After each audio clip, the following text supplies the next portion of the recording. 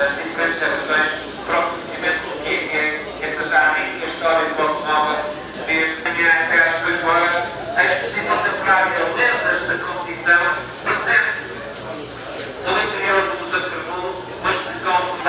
dos rallies à Fórmula 1, dos carros de Michael Schumacher, está no interior deste Museu de Carmulo, passando pela velocidade, é uma exposição magnífica a não perder. Vamos dentro de alguns momentos. A chuva está a transformar